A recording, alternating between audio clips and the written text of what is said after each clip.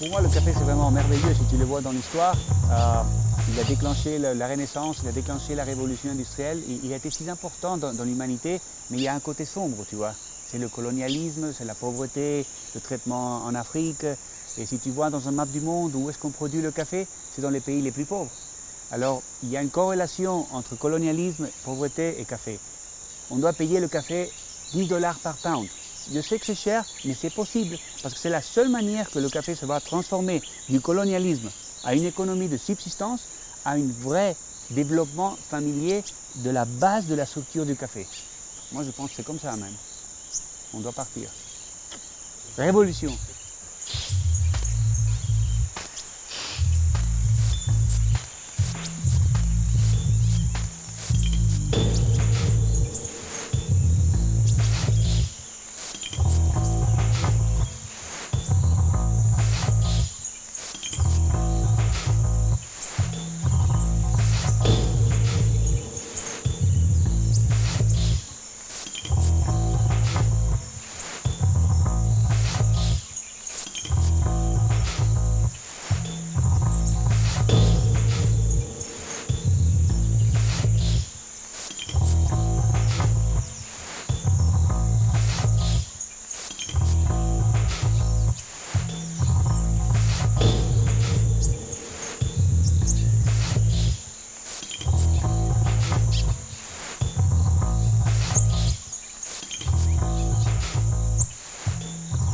My name is Jameson Savage, and we're standing here in Iris Estate in the Republic of Panama.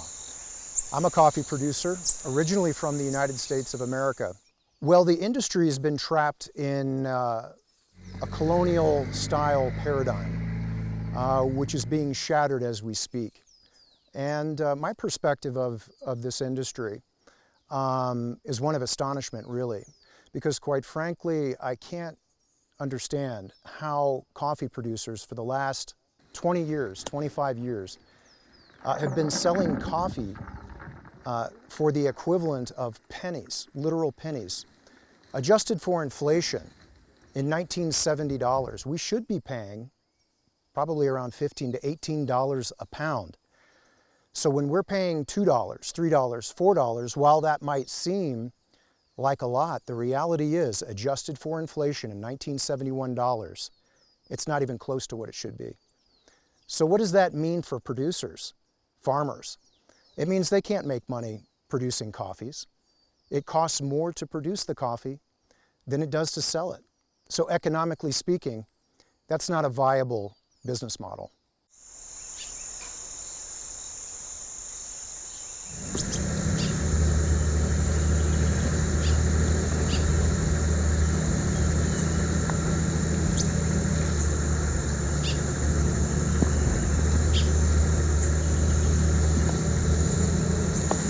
My name is Fernando Escobar. I'm a coffee producer from El Salvador. I've been into coffee for 5 generations.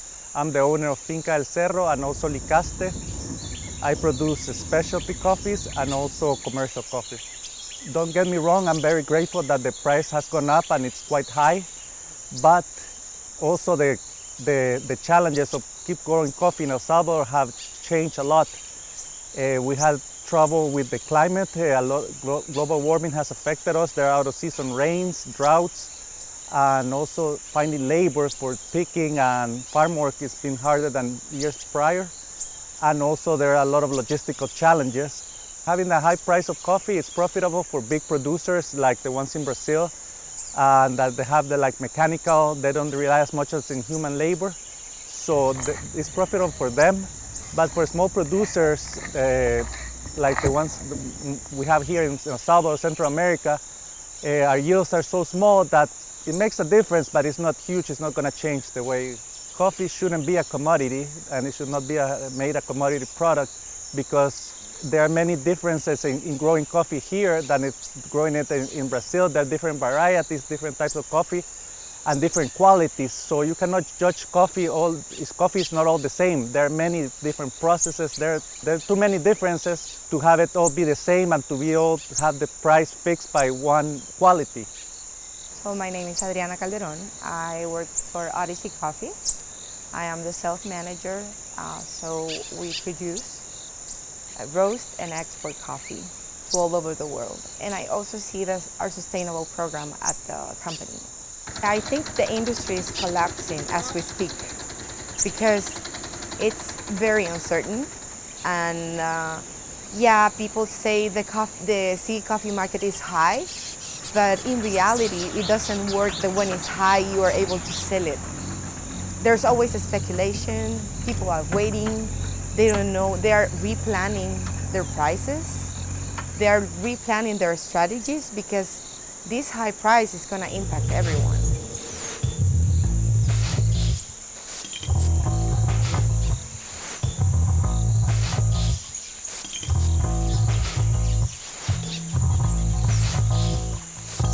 Mi nombre es Olman Valladares, de Cafetalera Buenos Aires.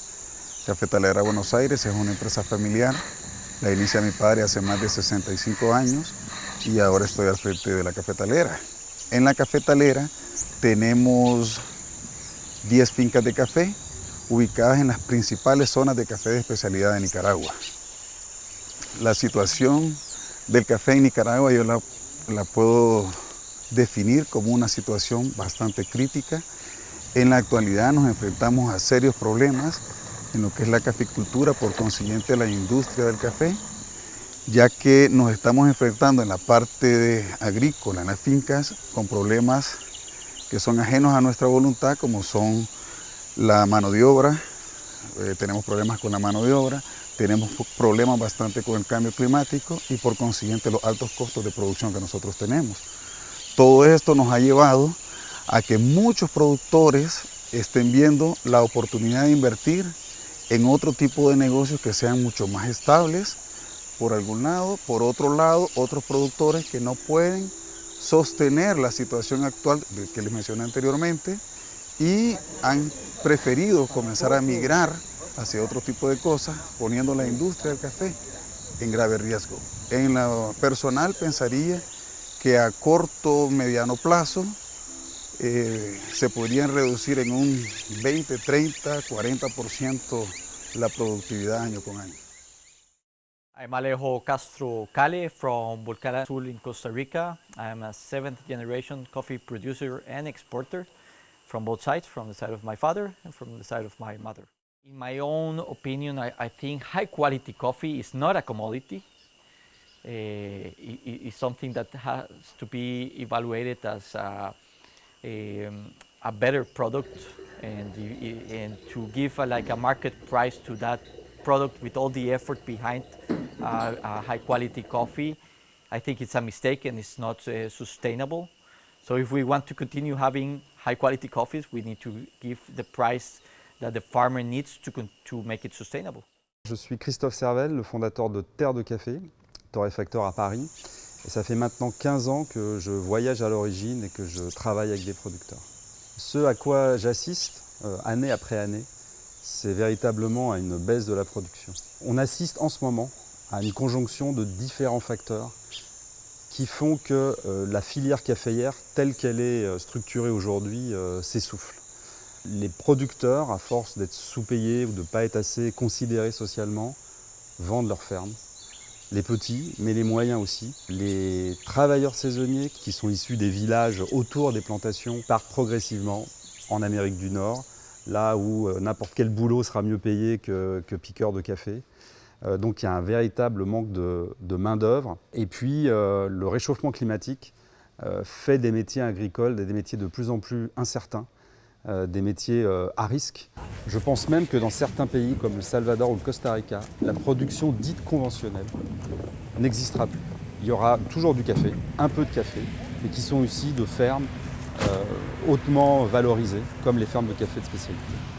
Donc, dans ces pays-là, on aura tué la paysannerie caféière. C'est elle qui fournit au moins 80% de la production mondiale, donc on se rend compte à quel point la situation est critique. L'ironie de l'histoire, c'est que l'impossibilité pour les producteurs de produire autrement que intensivement mène l'agrobusiness à sa propre perte.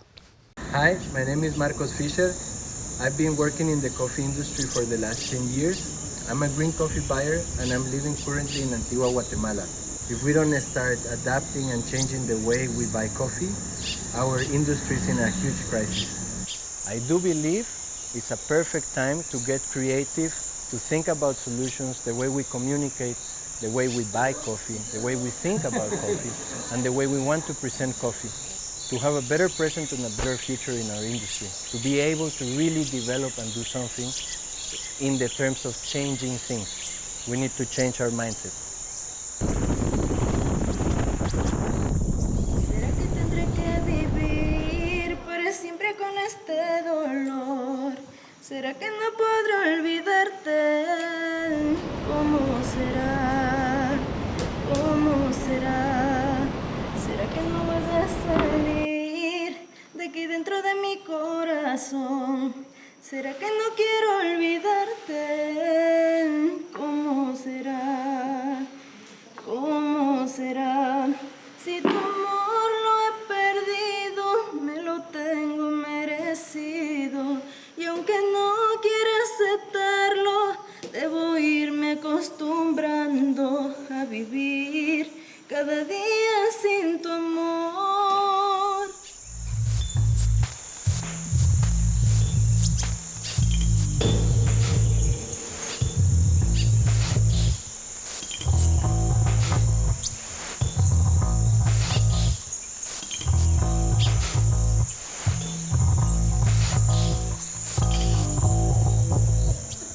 Up until recently, the industry has revolved around the C market.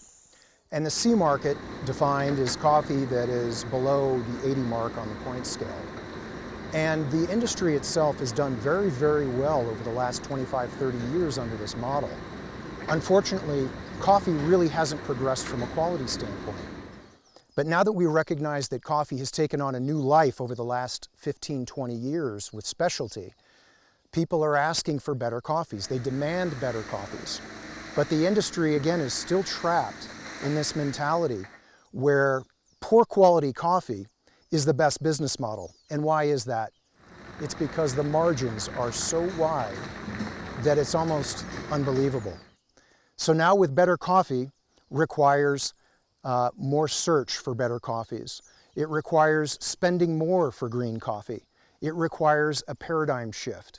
And so between the monetary system where we're creating inflation and reducing the value of our currencies and the difference with the weather patterns, the global and geopolitical problems that we're having, we are in a perfect storm for coffee. And it's not just coffee, it's other industries as well. It's other production as well. And so we're kind of at a crisis point, a pivotal moment in coffee's history that hopefully we can resolve. And I think we can. Now the C market is really high. In our case, we have developed a long-term and strong relationship with the roasters that buy our coffee, and they have been buying our coffees at a fixed price higher than the C market for a long time. So for the majority of our coffees, that doesn't make any change. We are more protected because the way we do business with our partners, building this strong relationship with the roasters, because we have a fixed price, so we have a stability, which for a farmer is very important. I think with high prices like these ones, many coffee producers won't have the incentive to produce high quality coffees, because the C market will be paying very high prices this year. I don't know, next year. For me, it doesn't make any sense to stop producing high quality coffees, because maybe you will lose that stability in the future. I just wanted to add that for me, it's very important how in the last 8-10 years we have been making our relationship with the roasters even stronger, with better communication, and that is what I think is giving us some stability to be able to produce coffee for many years to come. Specialty coffee is a coffee that respects terroir. Terroir for me is a big word that has many factors, like the protection of the soil, the sustainability of and also the respect of the environment surrounding the coffee, and also all the interaction with the humans behind the production of that. I think the coffee industry is in danger. There are many challenges that we have, as I mentioned before. And if we want to keep it moving forward, we need to be more sustainable. And if we want to be more sustainable, coffee needs to be respected a bit more as the drink it is. It needs to be on par with other drinks. We need to show the people what the value of coffee really is, how hard it is to grow the coffee, how good it can, rewarding it can be to drink the coffee, and all the work that has gone from growing it, roasting it, and then the barista brewing it. There's a lot of things that go into it, and they need to be valued if people want to justify the price that they're going to be paying for it. My name is Hunter Tedman. I am an agronomist in Panama. I am the manager of Hacienda Barbara Farms, and also I'm the owner of Black Moon Farm, which is a regenerative coffee farming project that we have. I think this time now the coffee industry is at a complicated moment, but I think it's a great opportunity for the coffee market. We're reaching what would be a fair price for coffee in general. What would be fair, and this depends on the country, I probably shouldn't say numbers, but yes, cost of production, which is whatever you do on the farm to be able to produce a kilo of coffee. Also, sometimes as farmers, we don't include investments. That should be a part of that cost of production. Sometimes we don't do it because we don't invest. The price doesn't allow us to invest or renovate plantations. So a fair price has to include cost of production, cost of investments, and cost of improvements in other areas, plus a profit. What other areas? The environment, the social factor, your workers. You have to be able to provide good health programs for your workers, good salaries, not just the minimum wage. You want to pay more. You want to be, their kids to go to school, to have proper housing, and that farmers usually is not included because you cannot do it with the current price. And that's where we have to decide what is the fair price, because there's the scenario where I can produce cheap coffee. So the cost of production part, I can do it lower. But at what cost? I need to use herbicides, intensive use of fertilizer, intensive use of pesticides, no shade. So I can say, well, I'm profitable because I have a low cost of production. You're paying me enough money that I can, have my workers okay, everything. But you're not sustainable because you can run that mile for some time, but eventually something is going to break. The soil is going to collapse, the environment is going to collapse. So it's not really sustainable. Countries that are very efficient in producing large volumes of coffee per hectare or per acre, however you want to see it, at a low price, have been really successful.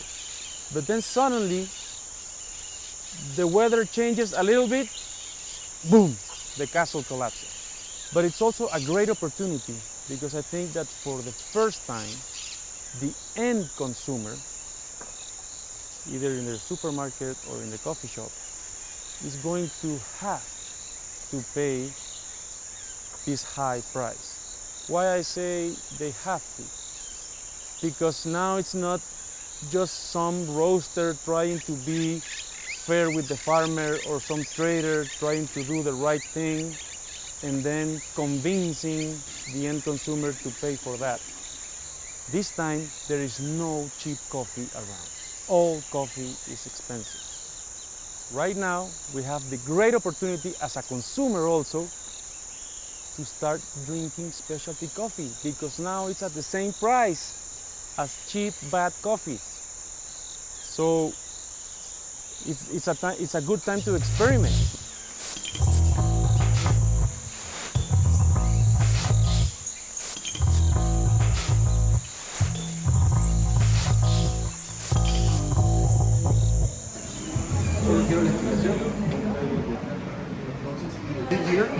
This is what we call elixir brew. This is nothing more than ground coffee and water. But it doesn't look like coffee and it doesn't taste like coffee. So when you try it, you're gonna say, this guy's doing something he's not telling me. But I'm not gonna lie to you, this is just water and ground coffee. The reason it looks like that and it tastes different is because we buy zero mineral water and then modify the mineral content of that water to a specific amount, and we leave it to a temperature that is right below it before it freezes, and we leave it there for plus 26 hours. Smells good, bon. Ah oui. On dirait qu'il y a l'alcool aussi. Alcohol is just coffee and water. So, and here some mucilage from SL28 varietal coffee. It's like a cold brew but non-developed. Really? Yeah. More fruity. And this is mucilage in a cup. This is full music. Only mucilage. You know, every time I go into coffee farms, of course we eat cherries, Yes. and I say, how could we have this I know. in Paris? The same thing happened to me. It's like every time you're in that Because farm, how it's can so- these get lost? So beautiful. Yes. Right. A producer of El Salvador tried this and started crying because he never had this experience. And he said, for the first time in 5 generations, I understand why my coffee tastes like fruit. Yeah. When he had Yeah. This is super laborioso. It's so beautiful, right? Wow. Oh, acidity coming out. Yeah. Smells the pears. Wow. Wow. Reminds me a little bit of green apple. Terra and Granny Smith. Yes. It's Malik. Very magic. Coffee mucilage in a cup. Hello, my name is Pierre de Chanterac. I'm head of coffee and quality here at Terre de Café. It's been 7 years now that I'm working in the company. I chose to work in specialty coffee because of coffee by itself, the taste that it delivers, the sensory excitement that it brings to me, but also the ability that I have to share this with other people and especially customers. My job is to do hospitality, so to welcome people and to pass them the journey of specialty coffee from the field to the cup and try to embrace what specialty coffee is, which is a special way to do things, a very unusual cup that carries flavors that make us move. And so this is what we want to share every day with every customer. The specialty coffee scene in Paris and in France has changed a lot. Especially we see from the customers that we have, people are way more aware of what specialty coffee is. Also the relationships that we have with the partners and especially the coffee producers gets more and more close and more bold.